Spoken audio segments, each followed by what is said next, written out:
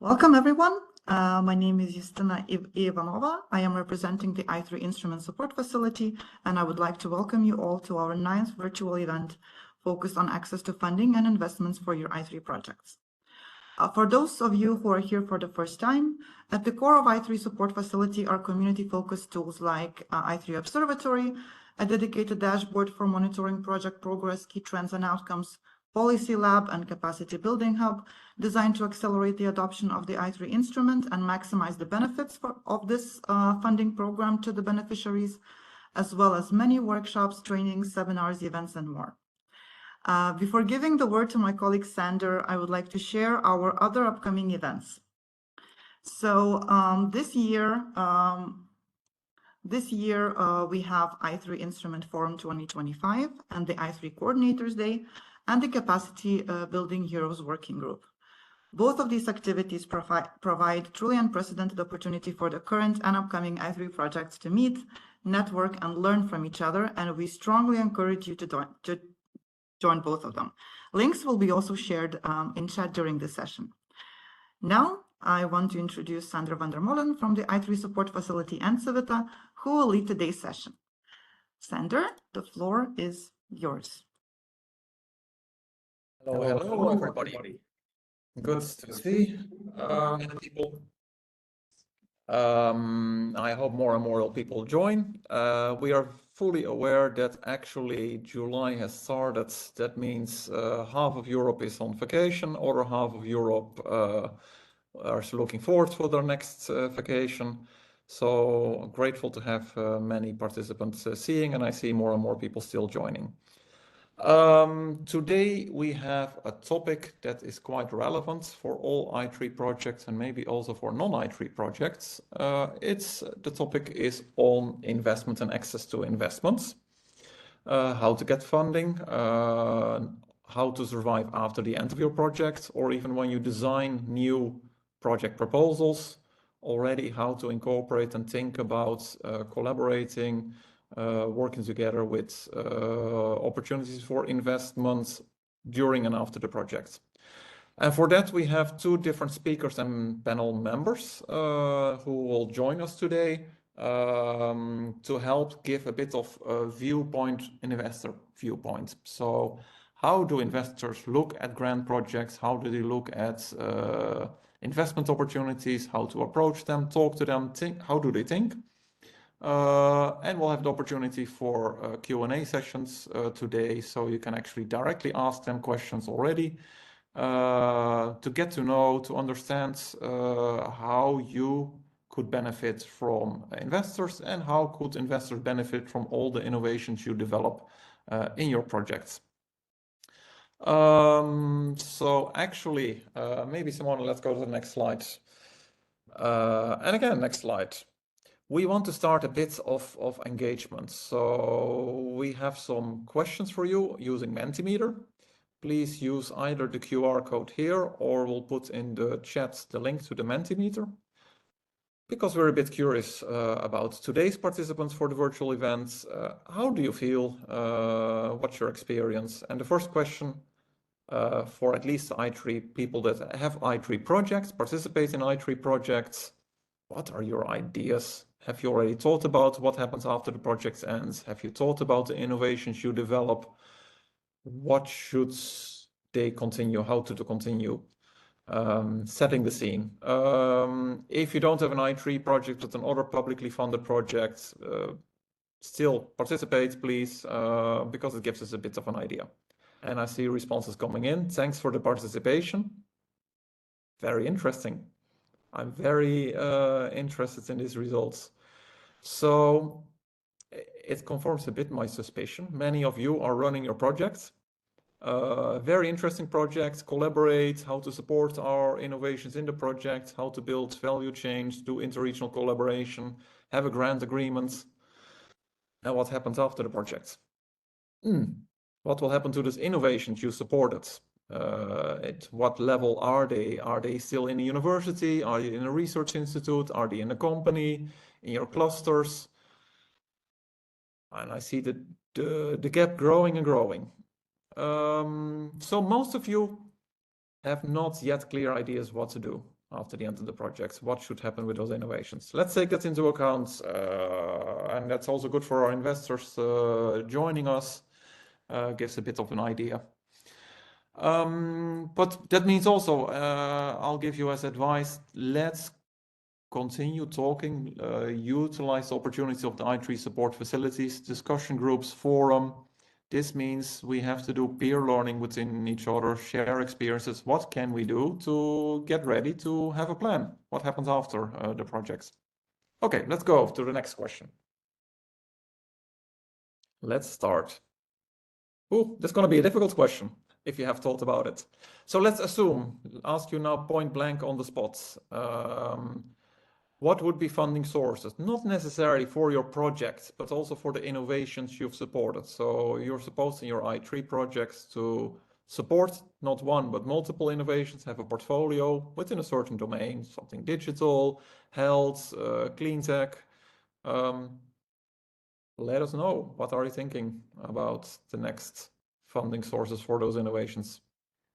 More grants or loans? Okay. Feel free, maybe there are other ideas. Sponsorships, paying clients.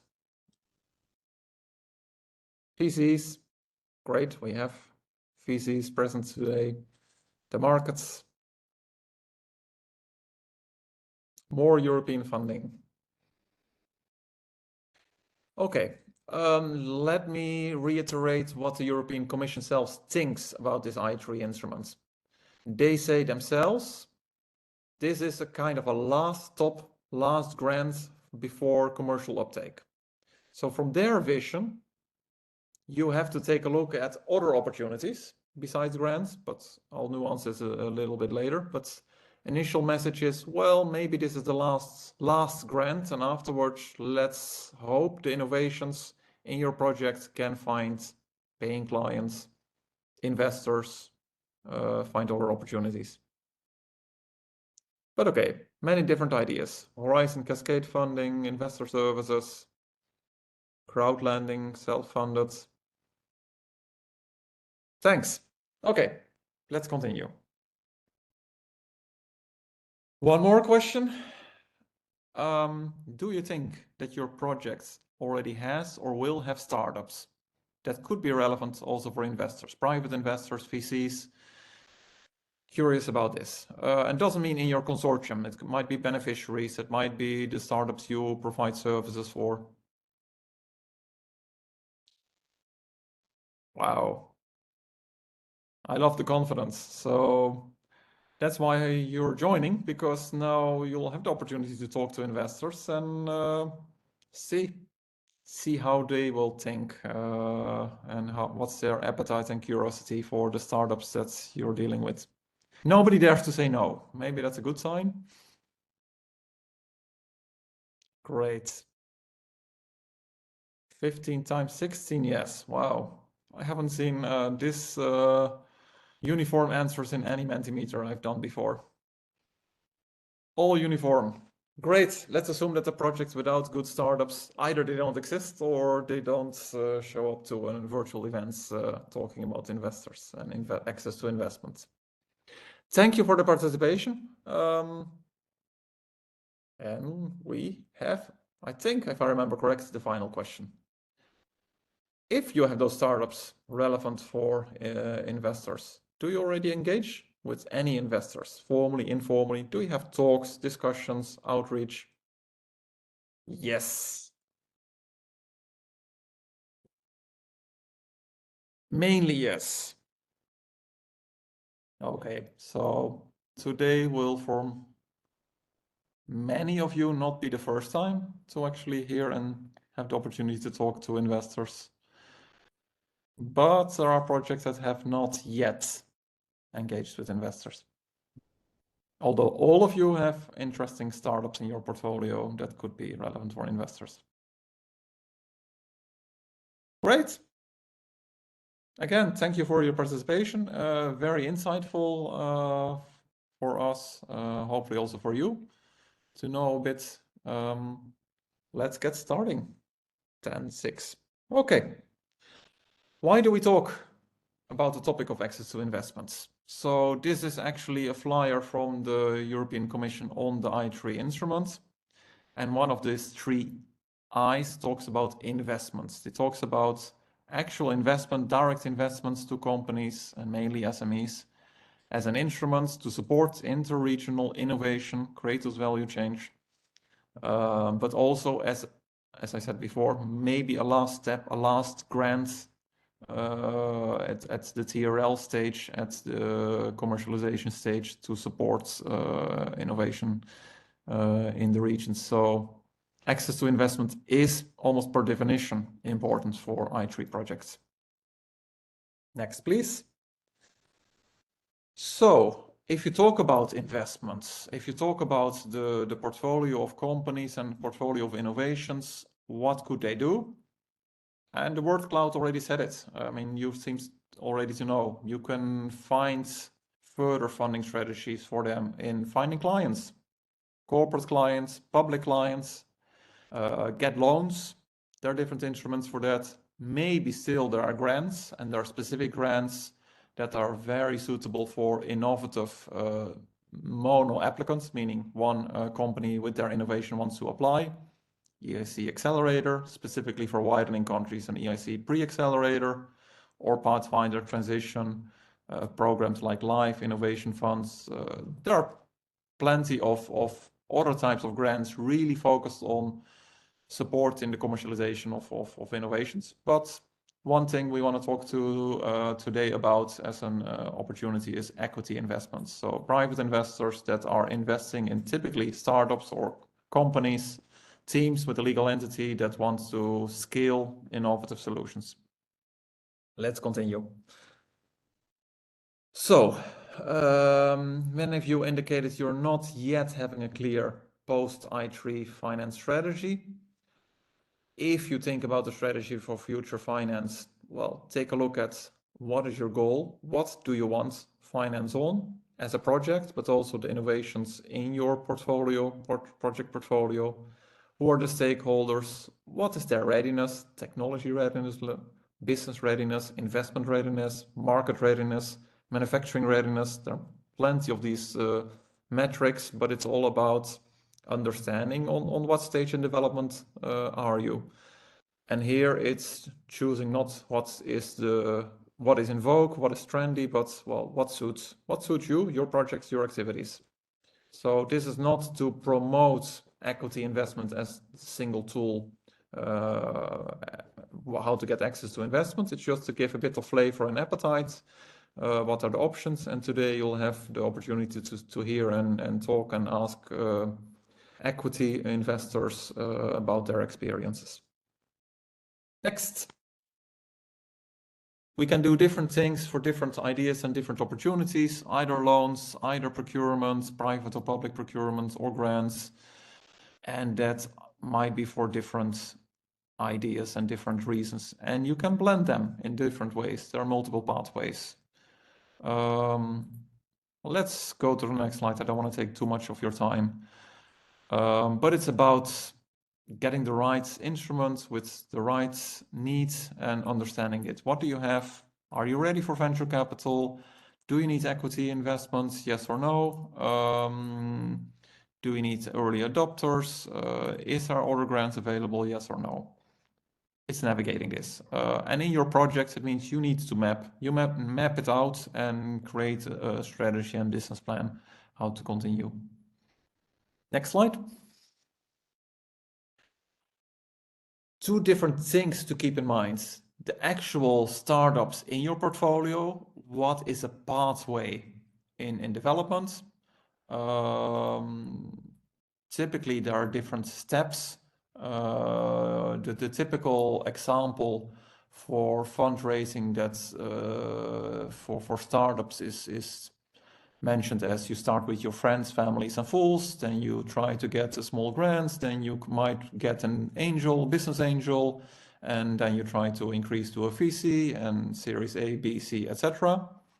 If you blend it with public funding, you might have a grant here, a local grant. We give here an example of an EIC Pathfinder grant, and you combine it with the different sources in different steps.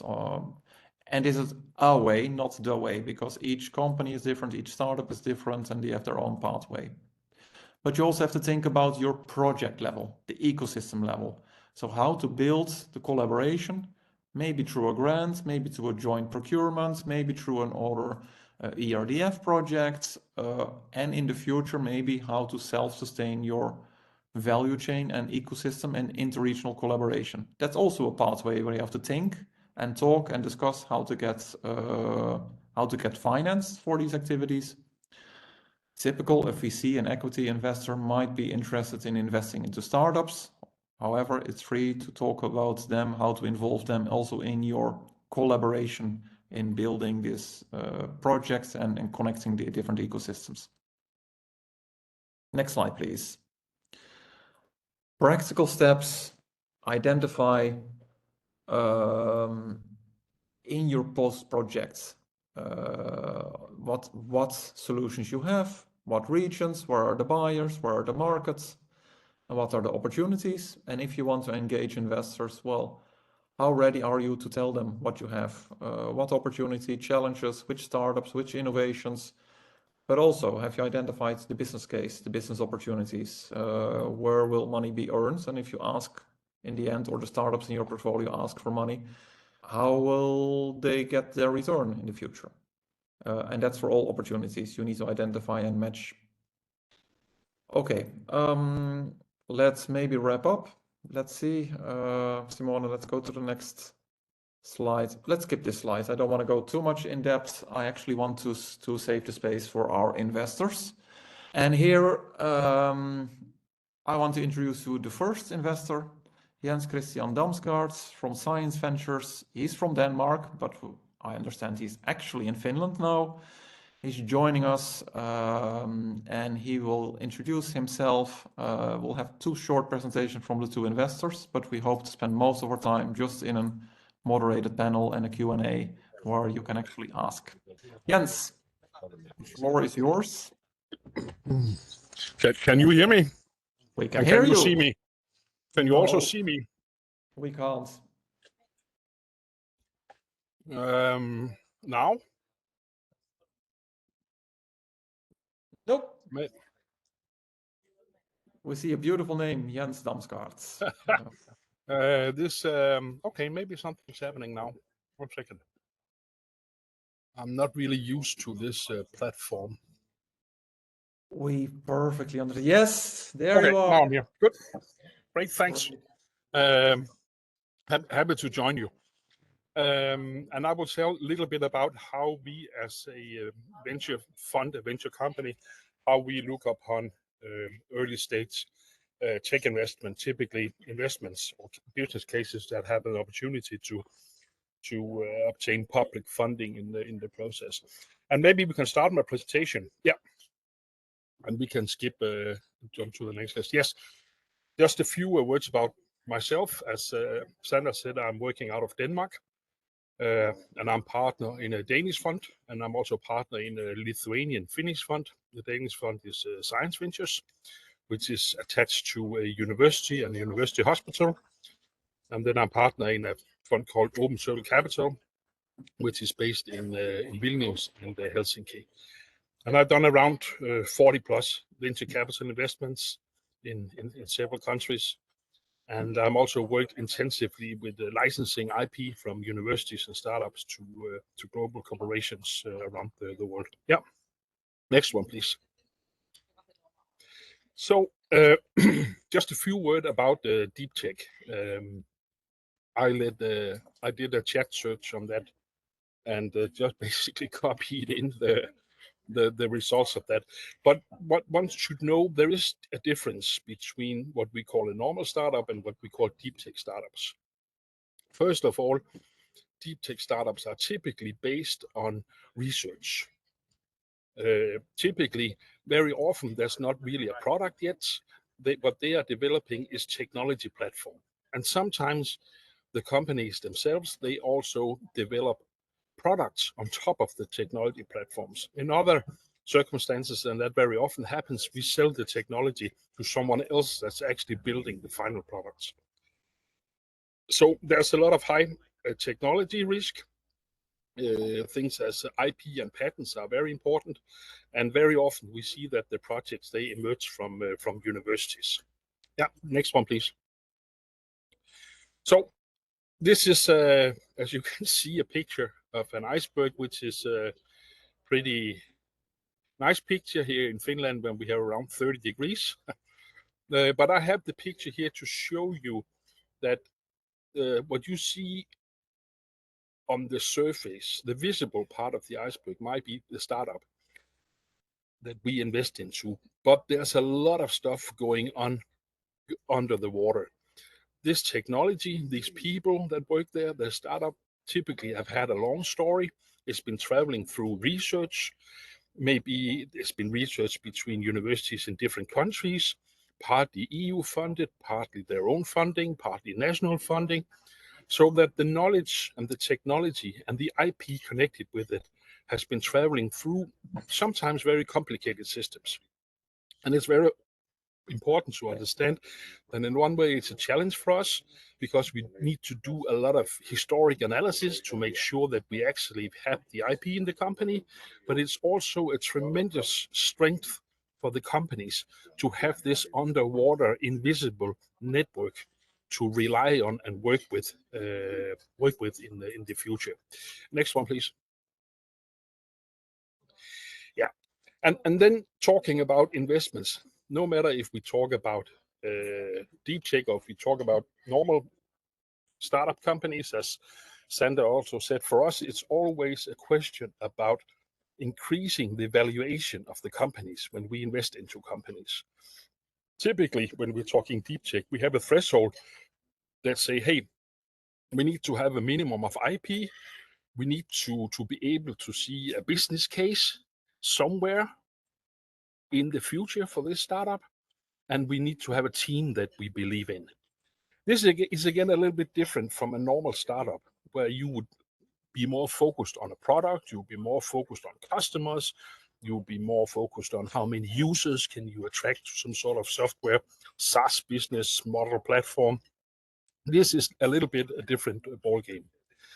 But what is the same thing in both of these cases is that we invest into the company, we expect a valuation increase. If we invest 200,000 euros, then the fundamental of our business plan is that the company valuation will grow way more than the 200,000 euros. So that's basically how we make our decisions when we enter a company. Can we grow the valuation of the company or can we not? And if we don't think we are able to, then we don't join the company. And if we think the team is not able to deliver, then we don't necessarily join the company also. What's important for you to understand is that we also have investors in the funds, and we made an agreement with them of what kind of companies we should invest in. For instance, we say we are going to do 10 companies in the Nordics. And if the fund is almost at the end of its active investment time and we only did 3 companies in the Nordic, then we need to find 7 companies in the Nordic. And we may be able, or we maybe have to invest in companies that are not, as good looking as they could be. On the other hand, if we already did 11 investments in the Nordic and you bring a company to us and we say, no, we are not going to do that, then we say no to a really wonderful company, but we already did the investment that we needed to do in the Nordic, what we promised our investors. So you should be a little bit careful about how you interpret the answers that you get from investors. If they say no to join your company, no to invest in your company, that does not necessarily mean that it's a bad company. It's just a bad fit for the fund. Yeah. You're welcome to ask questions in the process also if you want to. Next one, please.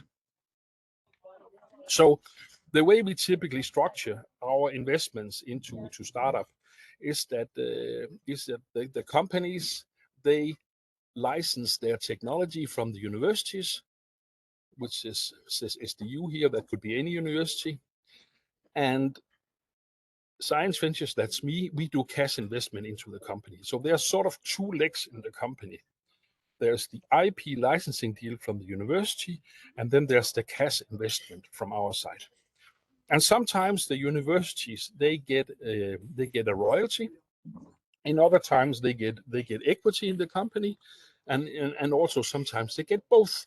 That's a discussion we try to help the startup founders having with the universities, because we are very experienced in dealing with universities in a way so that everybody comes out of this in a good way, both the universities, the startup founders, but also us as investors. Next one, please. Yeah, and this is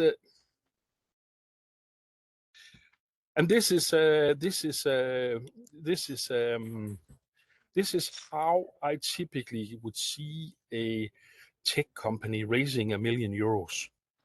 First of all, the first step, if you are coming out of universities or university hospitals or hospitals with the technology, it's very important that you work intensively with your technology transfer office. Because first of all, we need to be 100% sure that all the intellectual property that we need is in the company. We don't need the universities to assign it to the company, but we need to be 100% sure that there is a license to the IP. And preferably, we would like an exclusive license. But the technology transfer offices, typically, they are also very good at designing how you could do research project with the university in the future. These combination of startup companies, universities, or maybe even a corporate is a very strong triangle when you are looking for public funding. So already very early on, you can build a strategy for that with the university technology transfer. Second thing I think for the company that is super important is that it gets some KOLs on board, and a KOL, and a KOL is a key opinion leader. Could be a person either from the university, a really sort of known researchers. It could be people from industry, and it could be a business angels that they know something about the domain. It's really important that you find people that understand the technology and the market. And it's great if you can get some of these key opinion leaders to maybe invest in total €100,000 in the company. Maybe there are 2, 3, 4 people of them that go together about doing that.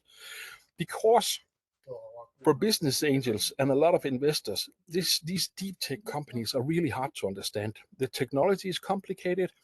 Very often it's built by people with a PhD background. And it's also very important sometimes to be able to communicate what this is all about. And that can be pretty difficult for people to understand that are not already has a PhD in this area or have been working in this industry before. But we trust other people.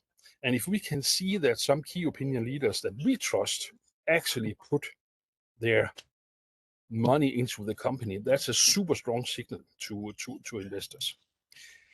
Next thing we typically see what's working is that prepare the soft funding plan. And now we comes back with the talk that you had with your technology transfer office.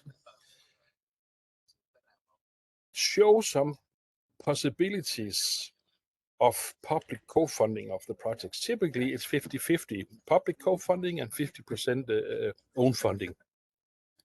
So what you're going to use is you're going to use the investors' money as the co-funding to the project. And this is definitely possible because governments love deep tech. They love these high-tech projects. And I understand why they do that, because deep tech companies and deep tech platforms, they create a lot of jobs and a lot of new companies. So it makes a lot of sense for the taxpayers to support this very early. So now you say that we have a 500,000 grant. Maybe we didn't win it yet, but we have it on the scheme and we're going to apply for that. That certainly now we have €600,000. We have the 100,000 from the 2 to 3 key opinion leaders, and we have the 500,000, from the grant that we will be looking for. So then we move to point 4, lead business angel. So we need the last 400,000 K. And a super strong signal to investors is, hey, we have 30% of the round covered, and we have strong key opinion leaders on board already.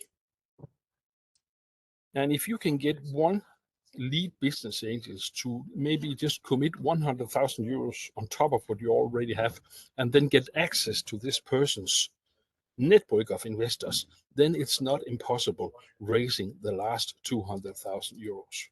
And then suddenly you reach your goal, 1 million euro for pre-seed funding. And then after that, then you are sort of ready to approach venture capital. And you should already start the dialogue with them at this point so that they know you. I mean, typically we have dialogue with companies maybe for half a year, or sometimes even longer before we do investments. So once these things is in order, maybe you have your soft funding for around 500,000, can be 300,000, and you have private investment sort of in the same range. Start to having the discussion with the next investors, and also be very aware that corporate venture companies, they are highly relevant as partners and investors in this phase. Not only do they bring money, typically they also bring an infrastructure that you can tap into. That's technical backup, it's service, it's access to marketing channels, it's access to sales.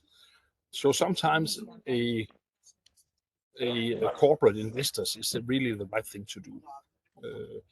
And then you should also know something we call venture studios. That is actually venture capital funds that have a micro fund facility that are investing very small tickets very early in the process, and then they are also bringing in people that can help you develop the business, maybe from the sales side or from the marketing side. So that's a concept called venture studios. Maybe they are basically replacing the lead business angels. So there are different business models you can work with in this early phase. But I think sort of the first 4 steps here is the way that I would handle it for a young deep tech company that is raising funding. And I think there's one more slide. Yeah, this just to say that of course there's different sectors, and some sectors are really growing fast and others are growing slowly. I mean, dual use companies right now is something that everybody wants to look at. And then for a while, AI plus anything has been also very interesting and still is. So, but even though, and that's very important to remember, even though that you are working with sort of a cool technology, competition is still fierce, and fundraising that's never a walk in the park. Yeah, that's it for me. Great. Thanks for this introduction. You can take a look at the questions in the chat. If you can manage, feel free to answer. I do want to go to the next expert, and afterwards we have hopefully still quite a long Q&A where you can ask all your questions. I saw a hand raised, and I said I let you speak, Jens, because I thought let's have first the introductions, then we know who we have, and then please, all participants, you'll feel free to ask the questions. So first, I see there's still a hand raised. I think it's a question for you. Okay, let's have the hand raised from Panagiotis. Feel free to unmute yourself. My name is Panagiotis. Yeah, we hear you. Hey to everybody.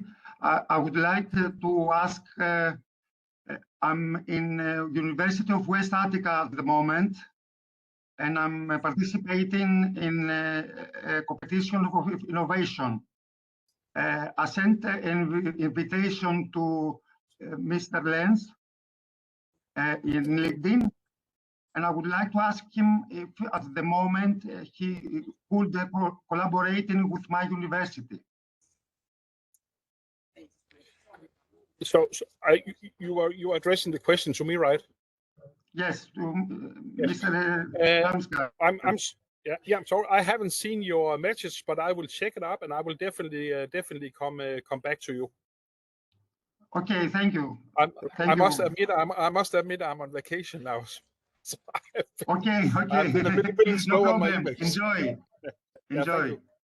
So Thank you. thanks. My recommendation is the WebEx has this opportunity also for the private chat. Write a private message, your contact details, email address. You'll get maybe also private possibilities to. Again, no promise that if all of you do, you will get all individual answer, but that's the advantage of WebEx. So thanks, Jens. Stay around, so don't leave because we'll have the Q&A later. I want to go to the second presenter, Rivo Anton. From Estonia, specialist VC, and he can tell a bit about himself and his VCs he's operating in. Rivo, the floor is all yours. Yes, hello. How is the connection? Can you hear me? Can you see me?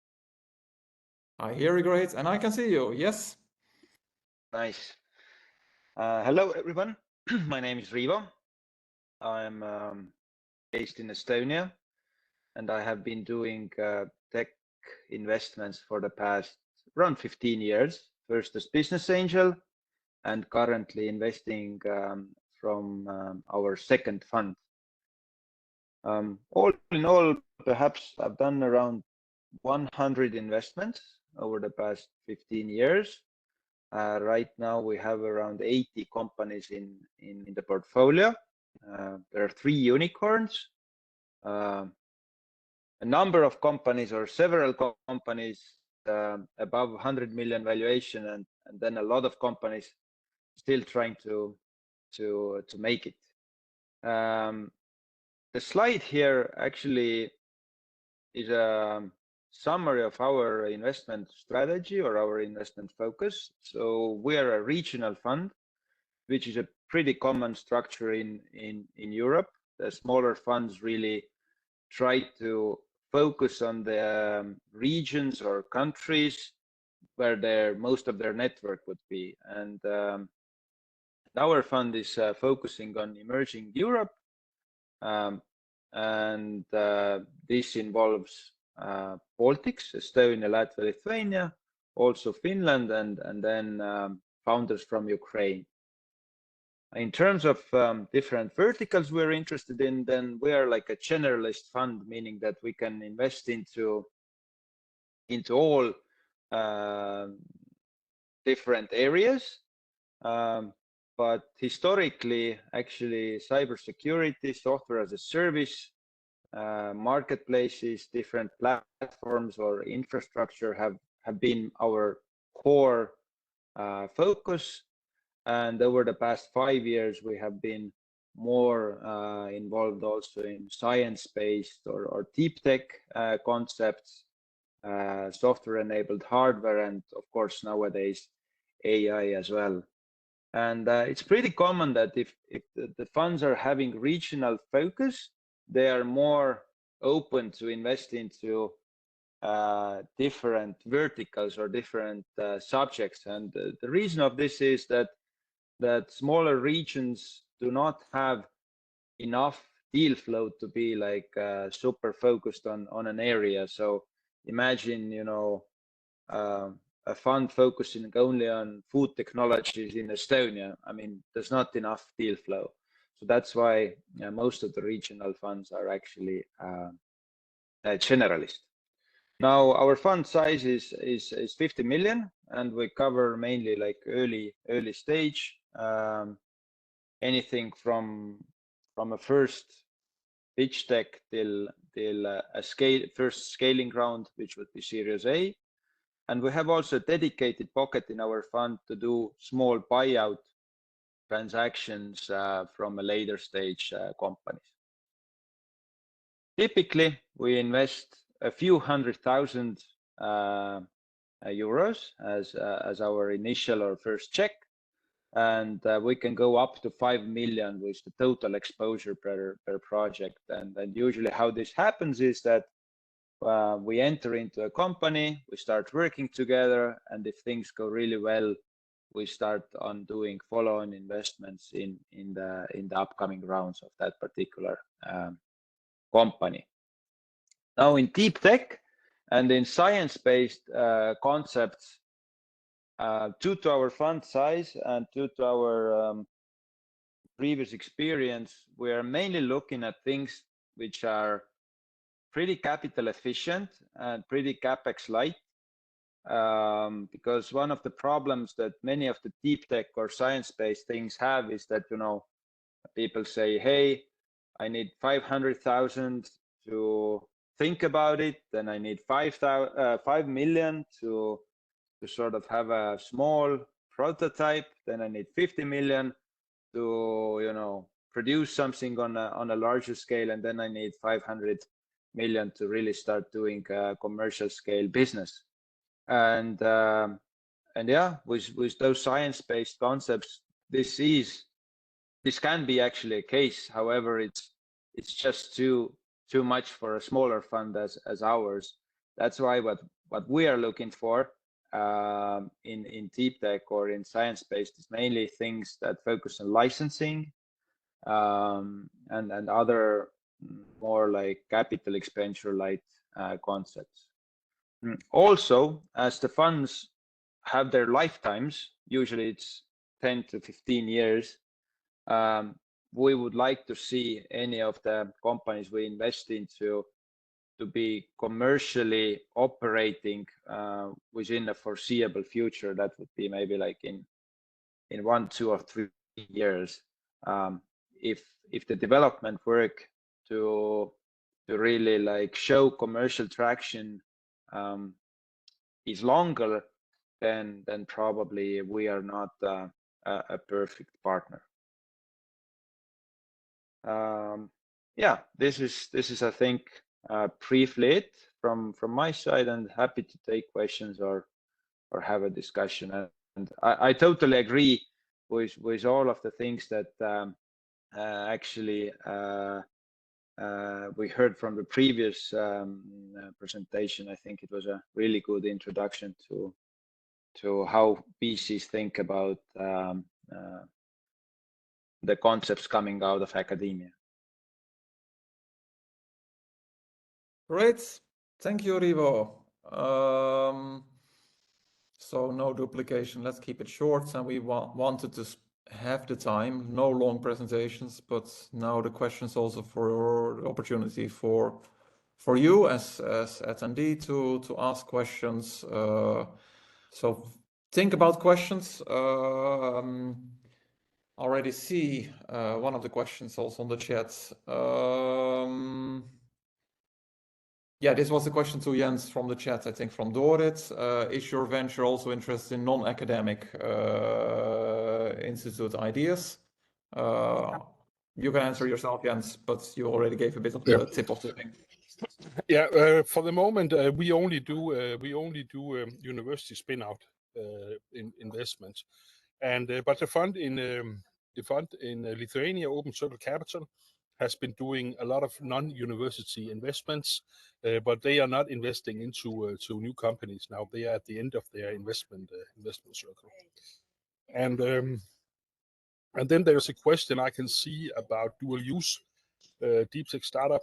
Yeah, we work with them, but if they are coming out of universities, and I have also been heavily involved in channeling investments to Ukraine. Yeah, and I've been there several times too. And the same question to you, Rivo. Your interest in defense and dual use? Yes, I mean, definitely we do dual use. We do defense. And this is one of the sort of like hot topics right now.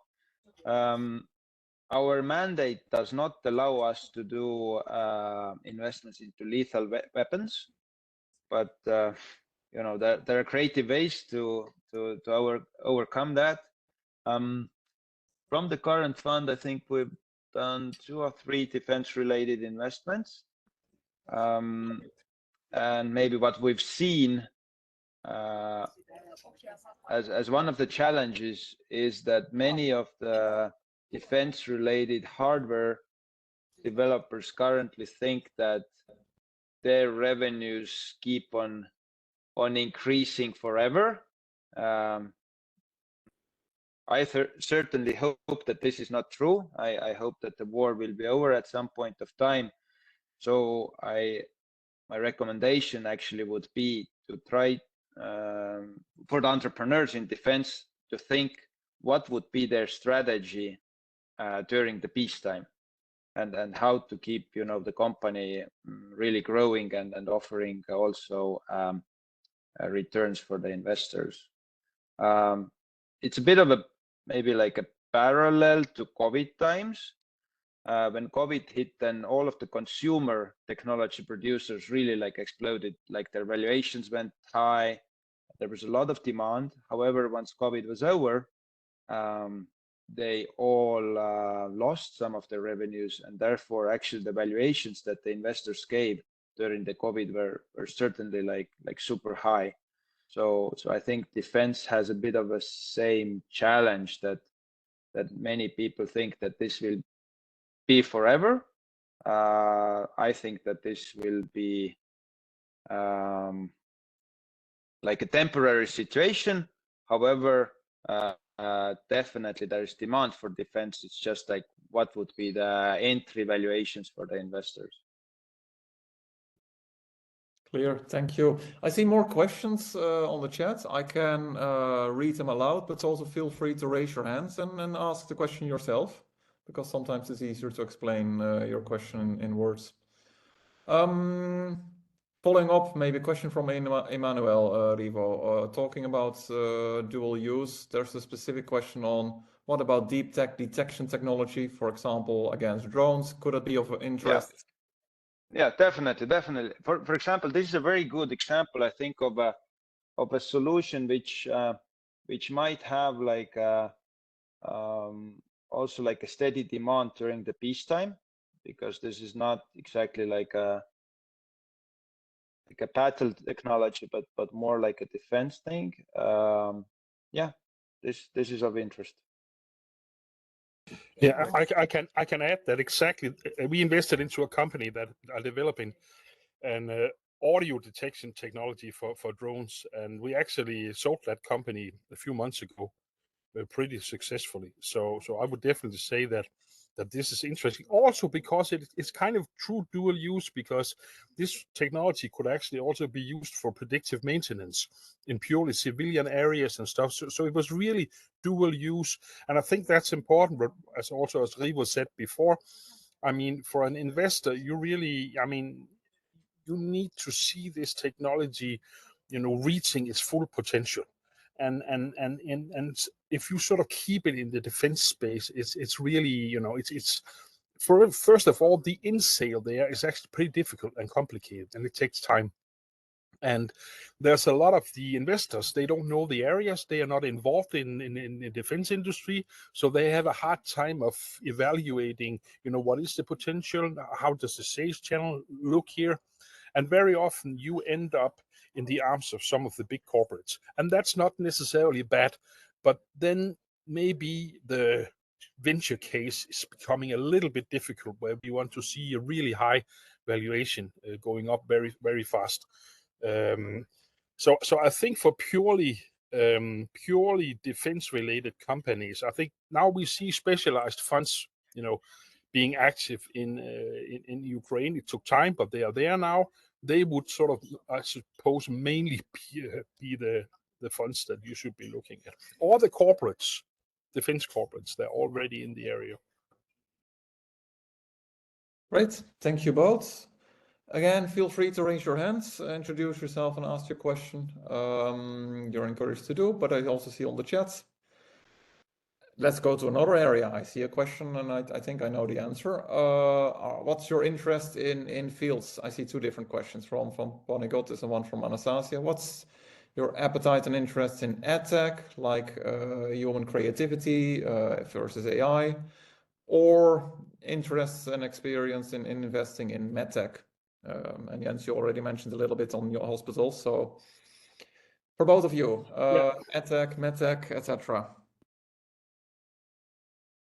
Yeah, oh, Jens, please go ahead. No, sorry. Yeah, I mean, I'm not super special hooked on edtech, but that's more because of my background. That has nothing to do with the the area not being interested, because it is relative and there's a lot of good stuff going on, but I have a little hard time getting there. I'm much more interested in medtech, the entire combination of AI, medtech, aging populations, all sorts of, I mean, health tech is really, really big. Even though there's a bumps on the road for medtech, I think there's a big take up there. And there's actually a lot of the medtech companies, they are also dual use companies.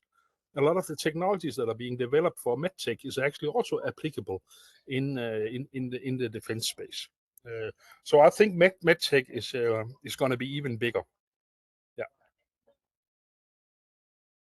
Go ahead, Rivo. I exactly the same answer as Jens had. Not much experience in edtech, just a few investments, not successful. But in medtech, we have a number of things going on right now, and I see a lot of potential, especially like medtech plus AI. A lot of interesting things going on right now. Clear. Milos has a question, and then I'll go to Panagiotis, who raised his hands. What's the best way to approach you for contacts, potential pitching, etc.? And this is, I think, a relevant question. It's personal, how to approach you, but I will also want to broaden it. How to approach an investor. You have a project, you have some interesting ideas, when and how to approach to increase the chances of getting an answer, because probably this is not the first person asking how to approach an investor. And I mean, out of the options here, I think they're directly through email or LinkedIn is like good.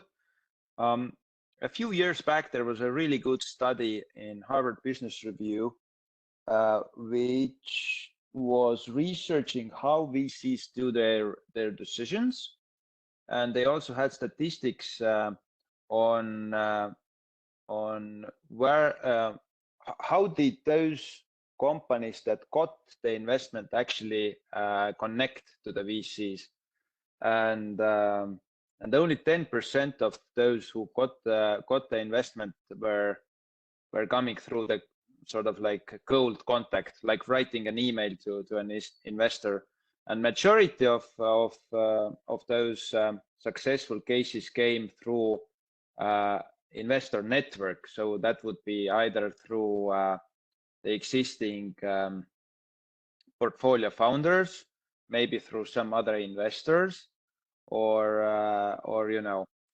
somehow through the network. So generally, I think that cold outreach to VCs generally doesn't work very well, but warm intros work reasonably well.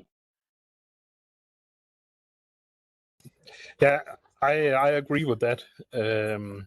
But I think the homework that you also could do is to take a look, find out as much as you can about the investor, because it's pretty clear for us when we see reach out that we can see. I mean, they have been sent to thousands of investors, and all of us, we have our sweet spots. Sometimes it's not public what our sweet spot is, but a lot of the investors that we work with, a lot of the business angels that we work with, a lot of the founders, they know where our sweet spot is. Sometimes, people reach out to us and they ask for 50 million euros, and I mean that's far beyond where we are. And other times they reach out with some very, very early stuff, and sometimes we're happy to give feedback, provide feedback, but generally we would love to go join other investors, and preferably some investors we know. So if you have a business angel on board that do the first investment, we see that they are kind of key opinion leaders. They know what they're talking about. They have a track record from the industry, and they actually put some money there themselves. It's not all hat and no cattle, as they say in Texas. They actually put the money where their mouth is. Then it's more interesting for us. It's more relevant for us to join with these people that we already know. So I think it's important that if you can get sort of an initial investor on board, a business angel that has a network among other investors, I think that's the best sort of advice I think I can give. Very insightful and useful. We have two hands raised. First from Panagiotis. Please, you can unmute yourself, introduce yourself, and ask your question. I don't want to have a lot of time because I asked also before. Yeah. I just wanted to say a phrase of Nelson Mandela, that education is the weapon that man has to change humanity. And that's where my startup focuses in. I just wanted to say that. Great. Okay. Feel free to connect. You heard indeed their experience in EdTech. Feel free to connect to maybe some even to us as Civita, as part of the i3 support facility. We do run an EdTech accelerator as well. Feel free. I can help you to connect. Thank you very much for your time. Yes. Thanks for joining. Another hand raised. Eliana, feel free. I'm sorry, I connected a little bit late because there was a technical issue, so I didn't follow up the beginning of the meeting. I'm currently working in an i3 project that is ongoing for 2 years. The project is called Meta Heritage, and is in this project we're going to create a platform that is going to unite stakeholders in tourism and stakeholders in digitalization, and also investors. The goal of this platform is to create projects in digital heritage. So one of the tasks of my work package is to find investors, and I'm creating a list of different investors, but from what I saw on the internet, and of course we cannot trust maybe the internet, digital heritage is not like one of the preference of investors. Is that right? Is it hard to find investors that will be interested in that type of branch? Once. I needed to explain a little bit what is it? I think I didn't understand what the digital heritage. What is that? Is a platform, is a project that is related with cultural heritage, and the goal of this project is to promote the digitalization of cultural heritage. We live in a world that has climate change, wars, and we want to keep all the history somewhere in case we lose it. No, so the project this project is financed by ISMEA, and the project consists on creating a platform that is going to unite stakeholders that work in tourism, stakeholders, tech stakeholders that work in digitalization, and investors, and try to create interregional regional projects to develop. So my question is more, my goal in my work and my main task in this project is to find investors. And when I was looking information on the internet, I found that most of the investors are not interested in this branch, in culture and digitalization of the culture. Is that correct or not? Would you be, if I contact you tomorrow and I ask you, do you want to be in our platform? Would you be interested? That's the main question. But it depends on what it means to be on a platform, because we are always interested in building networks and relations with people, with platforms or whatever, where you can find new projects to invest into. But we would likely not invest into a platform or something like that, because I don't see where the product is. I don't see where, but maybe a product coming out, a project coming out of exactly, could be relevant, I would say. I mean, the platform is not investing in the platform, is investing in the possible outcome that will come out of the platform. The platform is like a networking platform in which we're going to connect everybody, and let's see what we get there. in cultural heritage. So we need to bring investors in order to evaluate the ideas that I proposed and see if they are good, and maybe we can create a project out of that. Yeah, I just think you should be careful about involving investors in that. Based on what I'm hearing, this is Yeah. relevant and interesting projects, but I'm not. It's not totally clear to me that there's private investment opportunities in these projects. I'm not saying that it's impossible. I just say, I mean, investors, they are just they are just investors. They don't know much about. I mean, a lot of those projects will probably be co-funded by public taxpayers' money, and yeah. Within the financing, of course, I'm referencing all type of financing, not only investors. But Yeah. I had in mind that investors will not enter in this, will not invest in cultural heritage, and I wanted to double check. But of course, we are going to contact business angels, public entities, foundations. Everything will be contact for these projects. I think the foundations would be something that could be more relevant. Even some, family offices that have, some sort of more softer investment, and there's a lot of them, and they're pretty big, some of them. Yes. That maybe could be more relevant. Yeah. Okay. Rivo and I, we are just simple-minded, one-dimensional, simple persons that in tech startups. Yes. Oh, sorry, Rivo. Thank you. Thank you for the question. Rivo, you want to add, or the question is answered?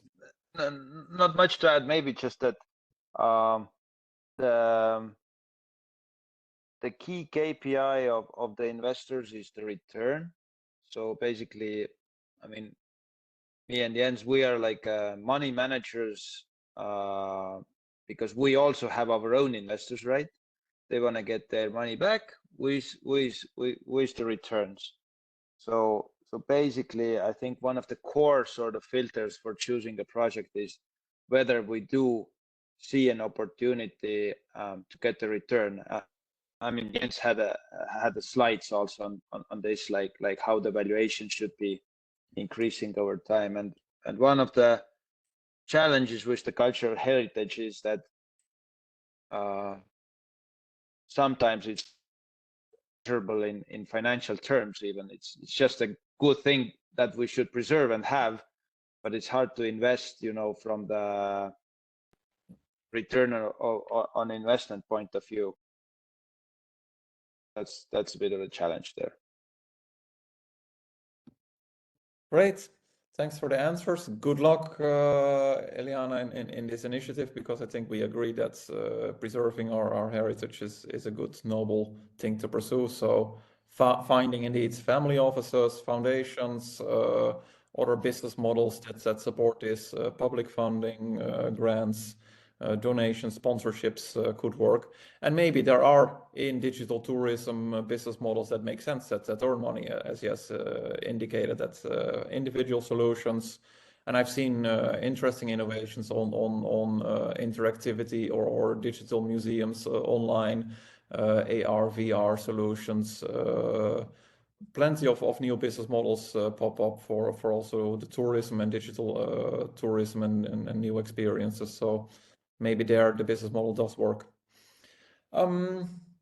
Any other hands raised? Any other questions? I did like from Eliana your question on the perspective you are in a certain i3 projects, and then how to deal with your specific focus, how to deal with your follow-up sustainability. So yes, the answer of equity-based investors is typically what's the business model for us at the ROI, and it's a different approach than you are dealing with your projects, building collaboration, building maybe a platform, a network, a value chain, and you want to sustain that. So finding these diverse opportunities in how to sustain your collaboration or platform, and still finding scalable innovations that can make a return and pitch them to investors. That's this combination that you have to find. More questions in the chat? Not yet. Hands raised. Otherwise, I'm going. I have many questions to ask. I wanted to give you the opportunity first, but I've talked to some investors and they say, I don't like grants. All that grant money, if you're a startup and apply for a public grant, implement, if you're part of an i3 project or you're part of whatever public funding, a waste of your time. What's your own experience? Is it helpful or not? Are you thinking that those people are spoiled people, not interested enough in finding clients? How do you deal with that? Jens, you can go first. It's yeah, it's. I mean, I hear what they are saying, and to some extent, I also understand it, because we need to live from clients' money. We need to develop products that can be commercialized, sold at a profit. That's the only way we can bring the company into a situation where where it's cash flow positive, and we can sell the companies. So if these companies they get stuck in grant funding, and grant funding is typically not very close to the market. But if I see sort of a recurring, pattern in some of these companies, they get grant funding and grant funding and grant funding. I mean, I start questioning myself. Okay, maybe they're in a niche where they can raise grant funding, but they don't develop a product. They are not hungry enough. They are not targeted towards the market. They are staying in the comfort zone, where they keep on getting these grants, and that is a problem. That is a red flag, or at least a yellow flag if something exists. That's the one thing.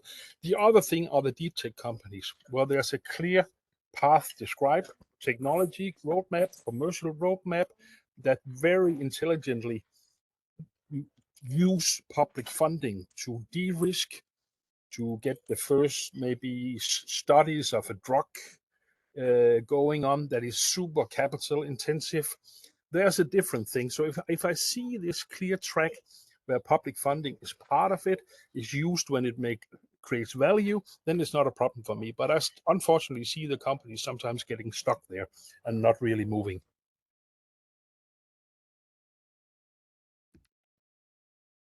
Ivo, Yeah, your experience? I agree with Jens. I think it's important to understand what the real sort of like terms of those grants are, because in addition to all the problems that Jens described, they can also be a non-dilutive capital for the company, which is actually a good thing, and then the investors really like. It's just that if those grants are very far from the market, or if they really require a lot of pressure around them or stuff like this, they become a bit of a nuisance or distraction. However, if they are like very straightforward product development focused grants that also require co-financing from the company, I think they are regarded as a positive thing, because the company gets financing without diluting actually the founders, the team, and also the investors. So we actually are quite positive about like investing into a company a few million euros perhaps together with co-investors, and then the company also gets 1 million from a government to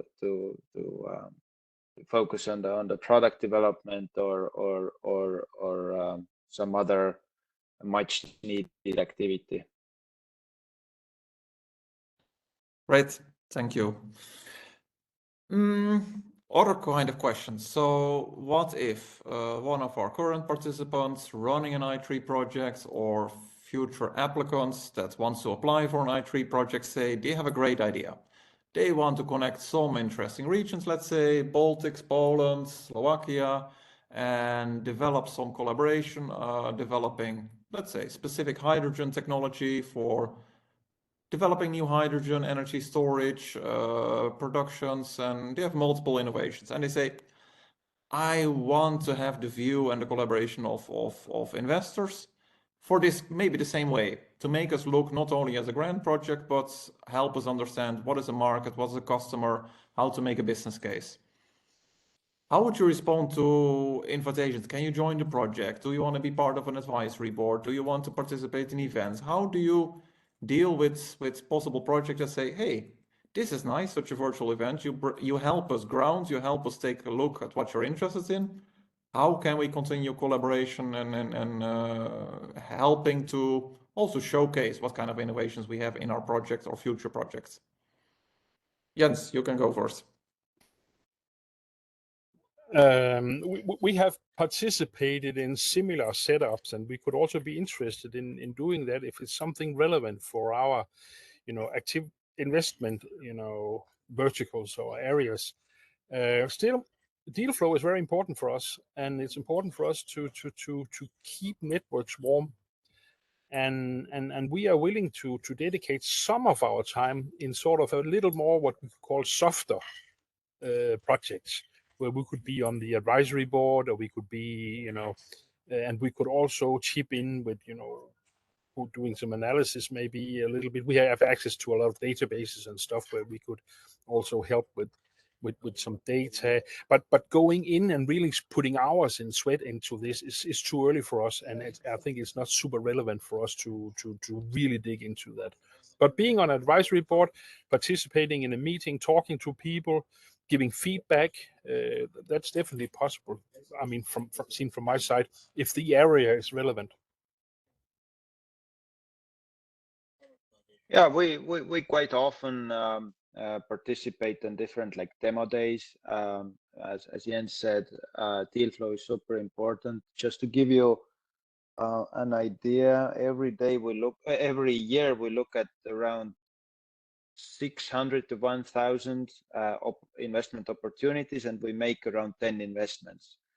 So we are always eager to participate on various events where the founders are presenting. However, as we have like our investment focus, we focus on founders from particular region, that is the Baltics, Finland, and Ukraine. Then we are, let's say, less maybe eager to, or we can dedicate less time to perhaps initiatives from other regions. It's just because of what we focus on. Thank you. I know. Yeah. Yep.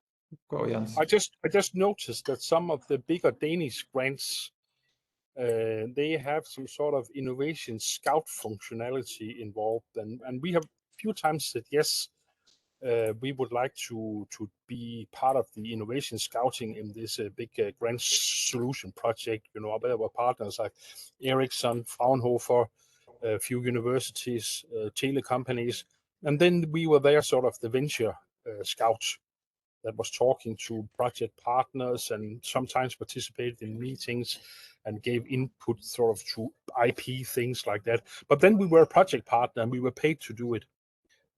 But you could think about that if that makes relevant. Is that relevant for you to have this as a part of sort of a competitive edge when you are applying for funding? But I'm also saying that even though we are compensated for, there's still limits of how much we can engage. Clear. Thanks. I see another question from Ninetta. Could part of an i3 project function partially as a feasibility study towards identifying investments? That's a question not necessarily for our investors. That's a question, and sorry already for putting you on the spot. Maybe Tomislav from DG Regio, I see you're a participant. If you are able to answer, feel free. Otherwise, I'll try to do it on from my own perspective.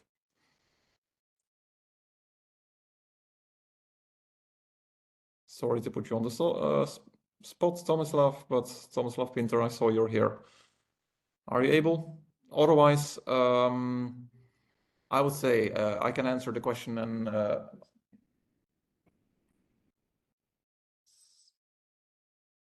sorry, Tomislav, I'll try to. Yes, you have the ability to unmute yourself. I'm here. Can you please repeat the Yes. question, please? The question, I'll read Yes. it aloud. Thanks for making yourself available. Mhm. Could a part of an i3 project used as a kind of feasibility study towards identifying investments? The question is written in the chat. So the idea is that, okay, you want to have an i3 project, you're running, developing your i3, your portfolio of innovations, and well, then actually you want to take a look at what after the end of the project, what are the opportunities, what the portfolio, we talked today to private investors, equity investors, can we use, it's an eligible cost to do such a feasibility study during the project to also identify investment opportunities?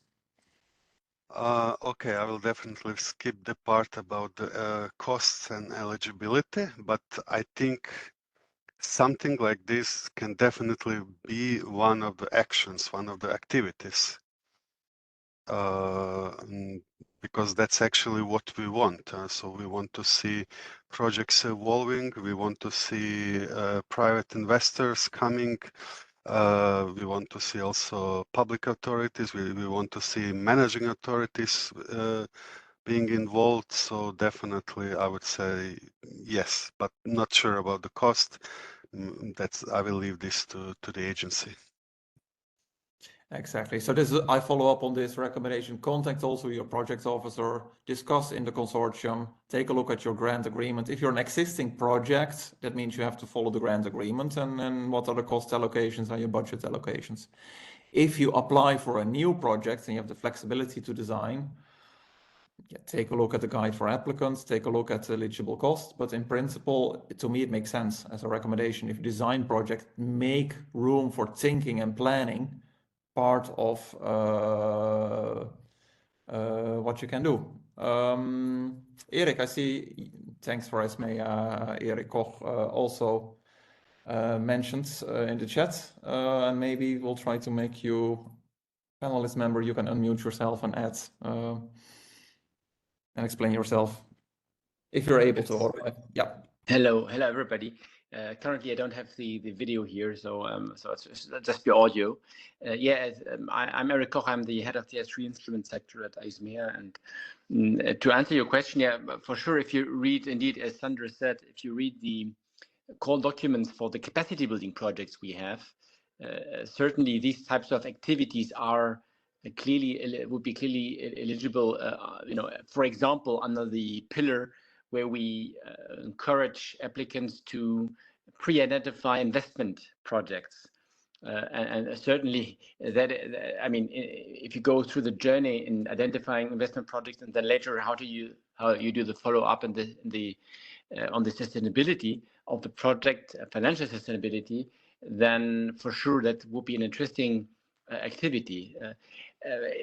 What concerns investment projects, well, let's say we have to be careful about that and really check the eligibility criteria indeed, because we would actually expect that you would do this kind of analysis before your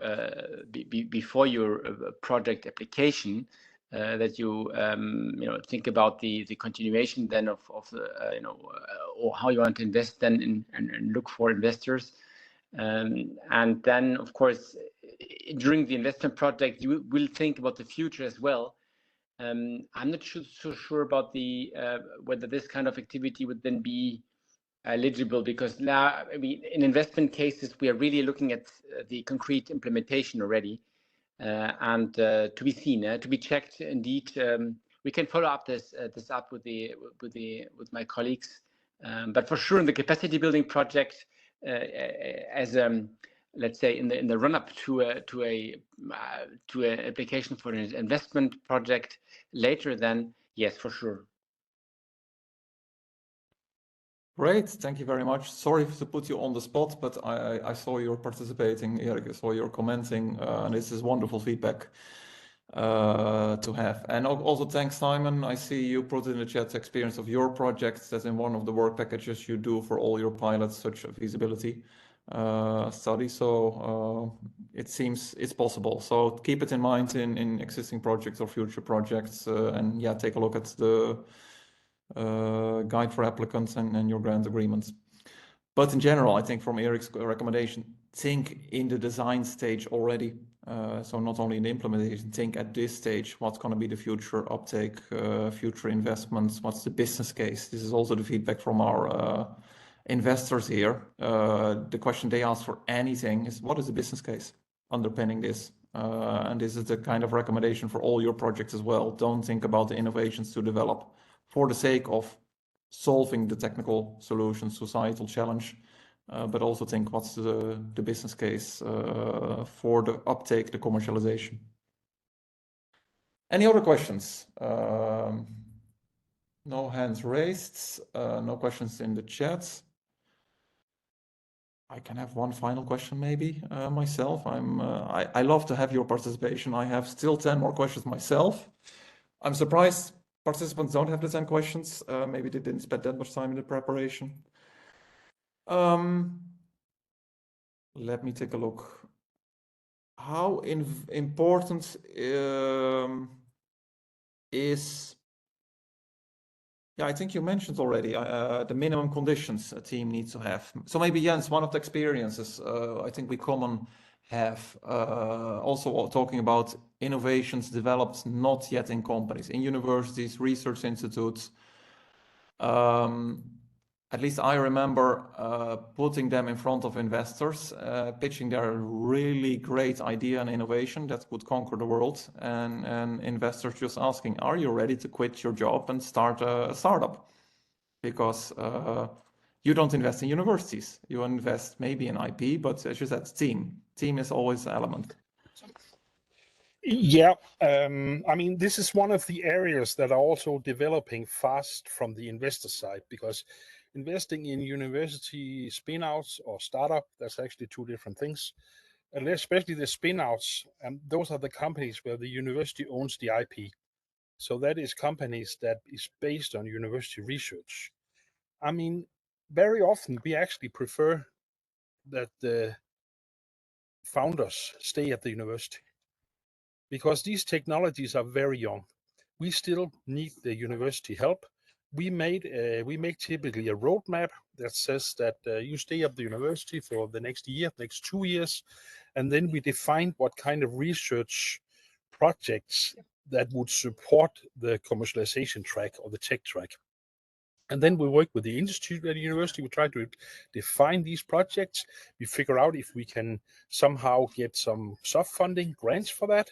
And then we have an agreement with the university that we can get access to the IP, the future IP in the project. I mean, when you are doing deep tech projects, it's a tremendous strength that part of your team is still at the university. They get invited to a conference. Industry wants to talk to them. We can actually do some free marketing of the technologies when they do their publications.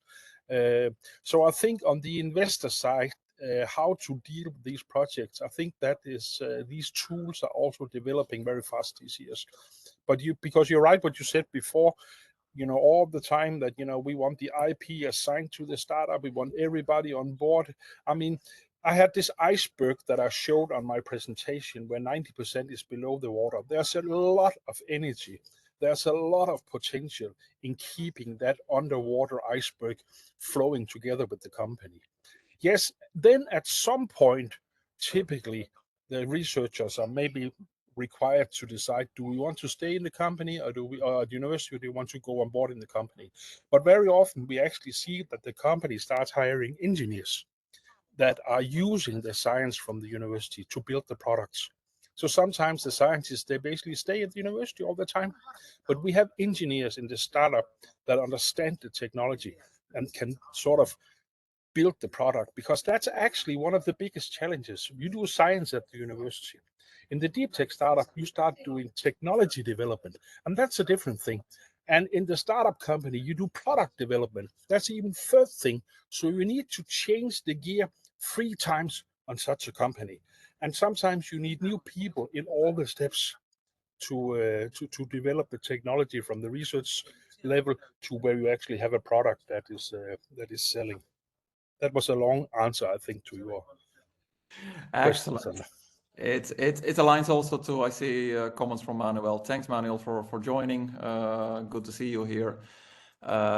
His experience in i3 is also using the investment readiness level to help. So this aligns to what you say. It's not only about the technology readiness, it's about the people, products, and the broader portfolio.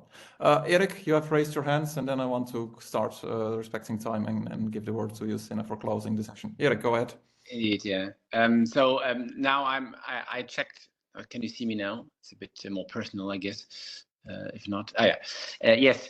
So indeed, I checked again the call document, and indeed, so there is actually under the eligible activities for this kind of feasibility studies and towards financial investment and so on. We would accept certain support actions that are directly linked to the main investment in an investment project. So if you're looking into really an i3 instrument investment project with clear value chains and pilots and then in certain smart specialization areas, then indeed you can, in the course of that implementation of the project, think of support actions that directly support the main investment in the project. And this could also be, I guess, something looking into the future of the financial sustainability of the project for sure. So that's just to give a positive answer on this side as well. Great. Thank you for the clarification. And with that, I want to give the word to Justina to help us close up the event and give back to the business and your projects and the investments opportunities. Justina, the word is yours. Thank you, Sander. Thank you, everyone.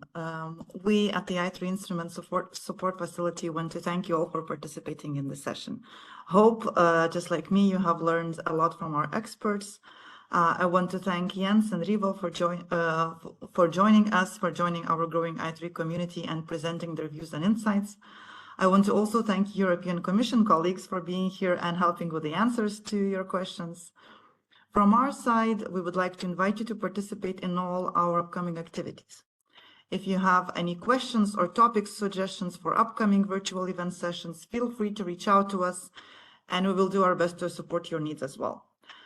We do have a short break in virtual event calendar in August, but nevertheless, we're looking forward to seeing you all again in September. We wish you a pleasant summer break. Thank you all, and yes, see you in next activities. Have a good day. Goodbye.